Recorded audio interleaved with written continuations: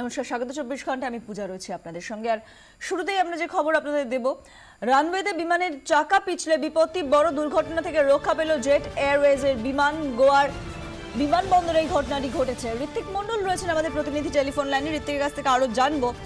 ঋত্বিক, কিভাবে এই চাকা পিছলে গেল? দেখো, সেই সময় জেট এয়ারওয়েজের 9W2374 মুম্বাই বাউন্ড এই উড়ানটা সবে ট্যাক্সি থেকে রানওয়ের দিকে যাচ্ছিল, অর্থাৎ মাঝ রানওয়েতে সামনের চাকা পিছলে গিয়ে বিপত্তি হয়েছে। এখন রানওয়ে দখল করে বিমানটি দাঁড়িয়ে রয়েছে। রানওয়ে থেকে খানিকটা স্কিড করে নিচে নেমে গিয়েছে। রানওয়েতে যখন ছিল এই বিমানটি তখন চাকা পিছলে যায় এবং যার জন্য সেই সময় বিমানে সফররত 161 জন যাত্রী, যার মধ্যে 7 জন এয়ার ক্রু রয়েছেন, পাইলট সমেত, তারা অনেকেই বিভ্রান্ত হয়ে পড়েন এবং সেই সঙ্গে জার্কিং যতটা হয়েছে তাতে কিন্তু বেশ কিছুজন যাত্রী আহত হয়েছে বলে অফিসিয়াল স্টেটমেন্টে জানিয়েছে জেট এয়ারওয়েজ। এবং যদিও যেটা জানানো হচ্ছে যে এই 161 জন সফররত যাত্রীকে তাদেরকে নিরাপদে নামিয়ে আনা হয়েছে, কিন্তু তাদের মধ্যে বেশ কয়েকজনের কিন্তু চোট বেশ গুরুতর।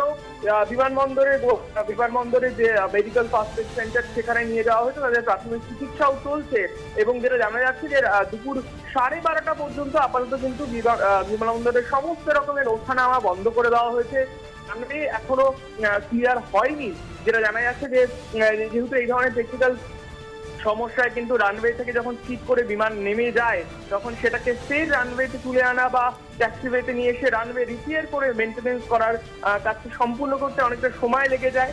12:30 অব্দি এয়ারপোর্ট বন্ধ থাকবে বলে সিদ্ধান্ত নেওয়া হয়েছে। কিন্তু যেটা বিষয়, যেহেতু এটা মুম্বাই বাউন্ড একটা এয়ারক্রাফট ছিল, খুব স্বাভাবিক যে গোয়া যে ক্রিসমাসের মৌসুমে কিন্তু প্রচুর বিদেশি থাকেন।